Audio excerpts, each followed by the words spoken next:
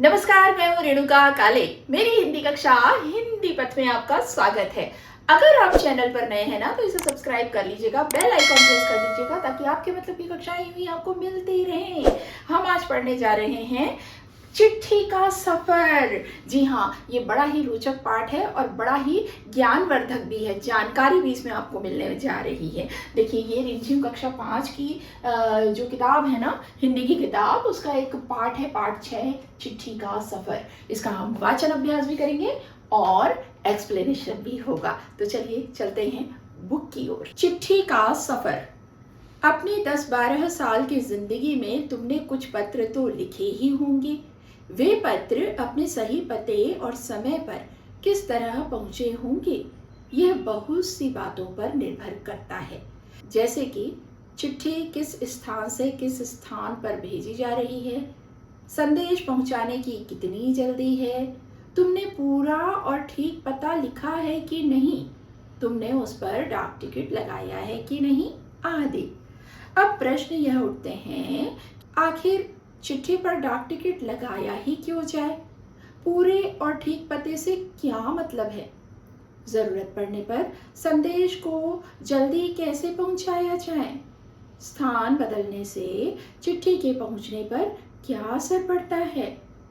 इनमें से कुछ सवालों के जवाब शायद तुम्हारे पास हो, खासकर तुम में से उनके पास जो डाक टिकटें इकट्ठा करने का शौक रखते हैं। देखिए, इन सवालों के जवाब के लिए जरा नीचे दिए गए लिफाफों को गौर से देखो।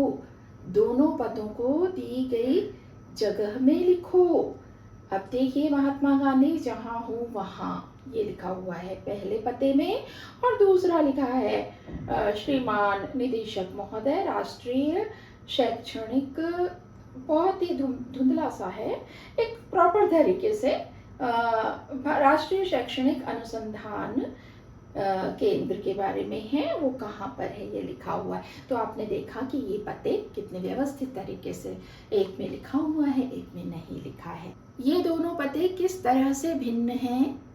गांधी जी को भेजे गए पत्र में पते की जगह पर लिखा है महात्मा गांधी जहां हूँ वहां, वर्धा, जबकि लिफाफे पर इमारत या संस्थान से लेकर शहर तक का नाम लिखा हुआ है। पते में सबसे छोटी भौगोलिक इकाई से शुरू करके बड़ी की ओर बढ़े हैं। छोटी से बड़ी भौगोलिक इकाई का मतलब यह हुआ कि घर के नंबर के बाद गली मोहल्ले का नाम, फिर गांव कस्बे शहर के जिस हिस्से में है उसका नाम, फिर गांव या शहर का नाम। शहर के नाम के बाद लिखे अंक को पिन कोड कहते हैं। हर जगह को एक पिन कोड दिया गया है। यह सोचने लायक बात है कि आखिर पिन कोड की जरूरत क्या है। हमारे देश में अनेक ऐसे कस्बे, गांव, शहर हैं जिनके नाम एक जैसे हैं। पते के बाद पिन कोड लिखने से गंतव्य स्थान का पता लगाने में डाक छांटने वाले कर्मचारियों को मदद मिलती है और पत्र जल्दी बांटे जा सकते हैं। पिन कोड की शुरुआत 15 अगस्त 1972 को डाक तार विभाग ने पोस्टल नंबर योजना के नाम से की। जाहिर है गांधी जी को मिले इस पत्र पर और उन्हें मिले किसी भी पत्र पर पिन कोड का इस्तेमाल नहीं किया गया था।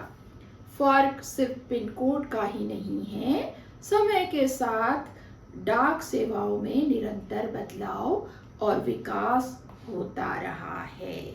तो देखा आपने, शुरुआत में ये बताया गया है कि हम चिट्ठियां जब लिखते हैं तो उसे अपने गंतव्य पर, अपनी मंजिल पर पहुंचाने के लिए हमें उसमें पता लिखना होता है। और पता अगर हमने सही तरीके से लिखा है तो चिट्ठी अपने गंतव्य पर जल्दी पहुंच जाती है। और अगर पते में कोई त्रुटि हो गई तो ढूंढने में, उसे छांटने में, इस तमाम प्रक्रिया में देर होती है। अब इसे संक्षेप में मैं आपको थोड़ा सा एक्सप्लेन कर दूं कि देखिए, चिट्ठी लिखी और लाल रंग का लेटर बॉक्स, सामान्य तौर पर लाल रंग का, विशेष मौकों के लिए अलग अलग रंग के होते हैं, जैसे राखी के समय में और भी स्पेशल बॉक्स लगाए जाते थे, लेटर बॉक्स, जिसमें लेटर डाले जाते हैं और फिर राखी पहुंचाना है जल्दी से तो वो गंतव्य पर भेजी जाती है।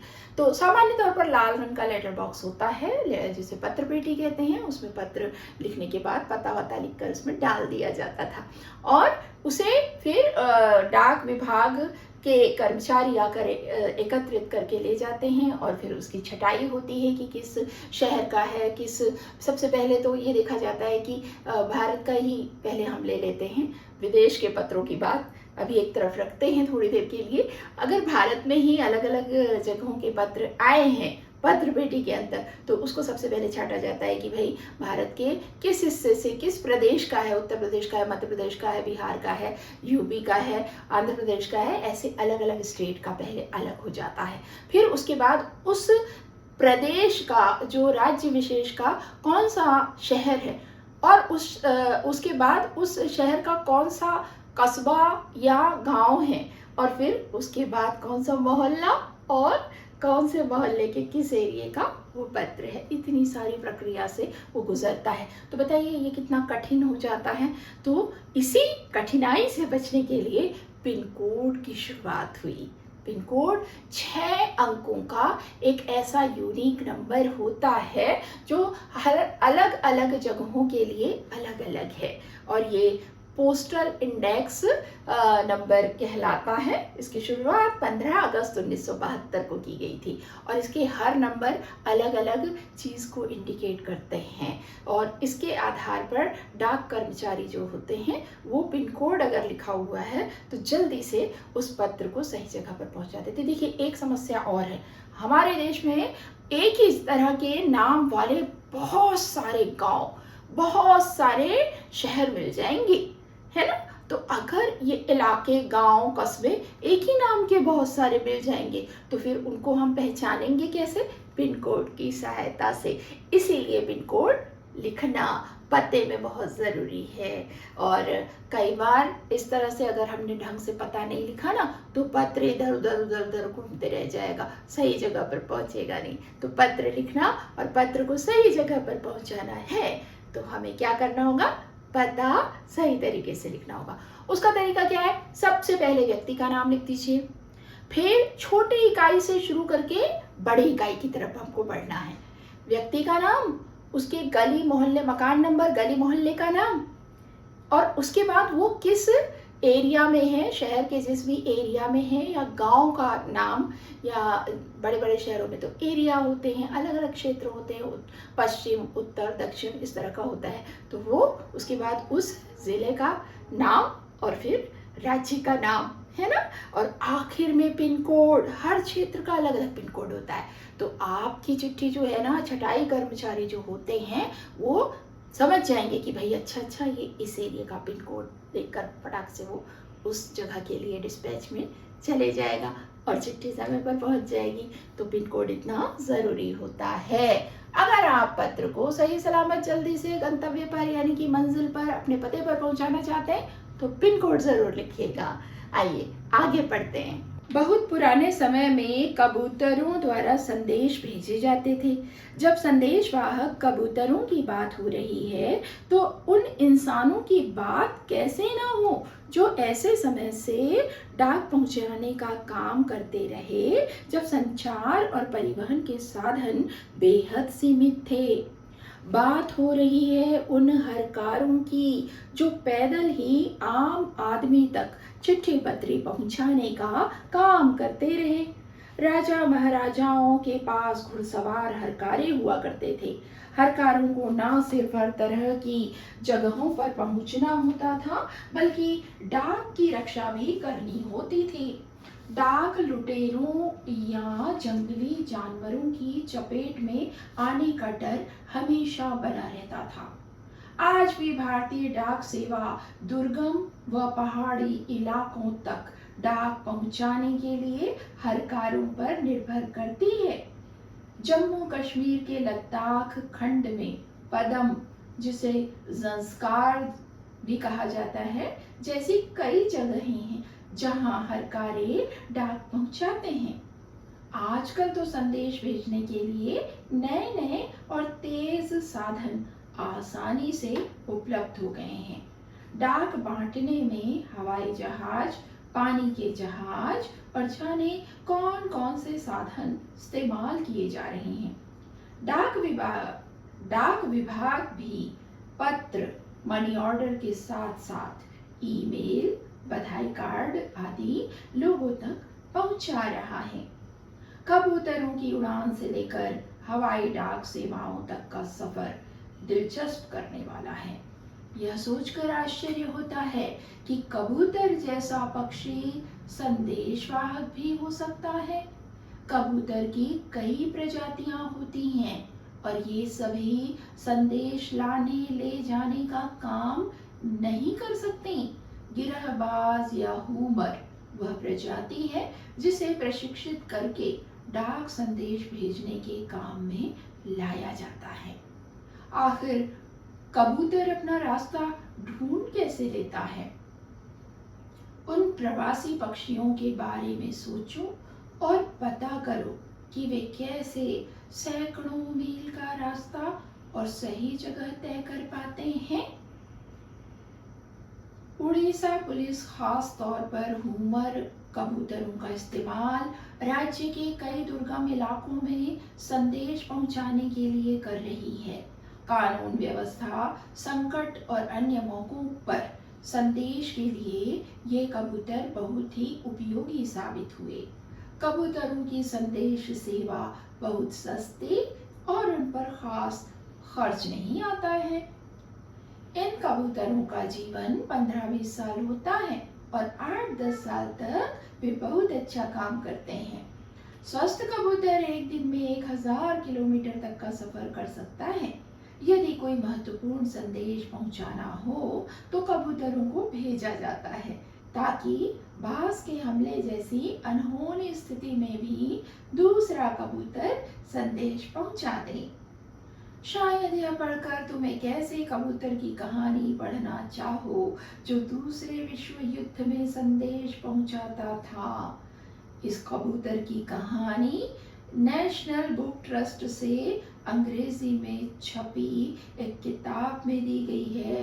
किताब का नाम है ग्रे नेक, जो कि इस किताब के हीरो का भी नाम है। अगर तुम हिंदी में पढ़ना चाहते हो तो क्यों ना नेशनल बुक ट्रस्ट को पत्र लिखो कि वे इस किताब को हिंदी में भी छापें। यह रहा उनका पता, नेहरू भवन 5, इंस्टीट्यूशनल एरिया, फेज 11, वसंत कुंज, नई दिल्ली 110070। तो देखिए, आपने ये जान लिया कि भाई पिन कोड लिखना क्यों ज़रूरी है। सही समय पर गंतव्य में सही जगह पर चिट्ठी को पहुंचाना है तो पिन कोड ज़रूरी है, सही पते के साथ। तो अब देखिए, ये तो चिट्ठियों का सफ़र जो शुरू हुआ है। आपको पता है ना, चिट्ठियाँ पुराने ज़माने में कैसे भेजी जाती थी। आपने पुरानी फिल्मों में देखा होगा कि कबूतर जो हैं वो चिट्ठियाँ लेकर जाते थे। बड़ी आश्चर्य की बात है कि चिट्ठी इतनी दूर कबूतर कैसे लेके जाते हैं। सभी कबूतर नहीं लेके जाते हैं। कुछ खास तरह के कबूतर गिरहबाज कबूतर कहलाते हैं। हूमर प्रजाति के ये कबूतर होते हैं जो संदेश लाने ले जाने का, चिट्ठियां लाने ले जाने का काम करते थे। और आपने उससे भी पहले के समय में जाइए, भला सोचिए, हरकारे जिसे हम संदेश वाहक कहते हैं, घोड़े पर सवार होके और कई बार पैदल चलकर एक जगह से दूसरे जगह पर राजाओं के संदेश लेकर जाते थे। वो आपने कपड़े का रोल किया हुआ देखा होगा ना, संदेश पत्र लिखा हुआ है और उसको हरकारे जो है अपने पास रख लेते हैं, घोड़े पर सवार होकर जाते हैं और फिर कई दिन चलकर वो वहाँ जाकर चिट्ठी जो है, संदेश जो है वो भेजते हैं, पहुँचा देते हैं उस व्यक्ति तक जिसके लिए वो भेजा गया है। और पहले तो कम्युनिकेशन का साधन नहीं था ना। अगर आज हम ये सारी चीज़ें सोचते हैं तो हमको बड़ा आश्चर्य होता है कि ऐसा होता था पहले। लेकिन आपको पता है अभी भी कई दुर्गम स्थानों पर चिट्ठियां पहुंचाने का, पत्र पहुंचाने का साधन, एकमात्र साधन ये हरकारे ही हैं। जी हाँ, दुर्गम इलाके हैं, पहाड़ी इलाके हैं जहाँ पे बस नहीं जा सकती, कोई साधन वाहन नहीं जा सकता, तो वहाँ पर ये हरकारे जो हैं वो जाते हैं और जाकर पत्र पहुंचाते हैं अभी भी।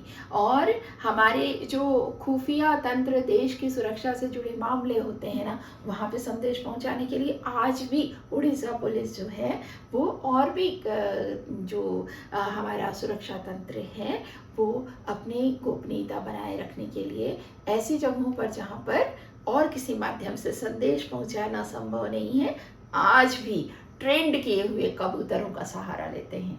तो कितनी अनोखी है ना ये चिट्ठियों की दुनिया। कब से, कितने पुराने समय से, ज़माने से ये चिट्ठियों का सफ़र चल रहा है, आज भी जारी है। और चिट्ठियों की बात ही निराली है। मैसेजेस हम लिखते हैं, एक बार एक बटन दबने से वो डिलीट हो जाते हैं, लेकिन चिट्ठियाँ सालों साल सहज कर रखी जाती है। और जब जब हम उन चिट्ठियों को पढ़ते हैं, हम उस बीते दौर में, उस समय में पहुंच जाते हैं। लिखने वाले का हमसे जो नाता है, हमारा जो प्यारा रिश्ता रहा है, उसकी यादों में खो जाते हैं। अरे देखो, जब ये छोटा सा बच्चा था तो बच्चे ने कैसे नाना नानी को पत्र लिखा, दादा दादी को पत्र लिखा, वो इतना बड़ा हो गया है, उनको पढ़कर बड़ा वो समय याद आता है, वो भोली बातें याद आती हैं। तो ऐसे ही हर तरह की चिट्ठियाँ हम एक दूसरे को जो लिखा करते थे वो आज भी जारी रहना चाहिए। ख़ास मौक़ों पर चिट्ठियाँ लिखी जानी चाहिए। तो चलिए, आज के लिए इतना ही। चैनल पर नए हैं तो सब्सक्राइब कर लीजिएगा, आने जाने का सिलसिला बरकरार रखिएगा। अगली कक्षा में मिलेंगे, तब तक के लिए अनुमति दीजिए अपनी काले मैम को हिंदी पद से। नमस्कार।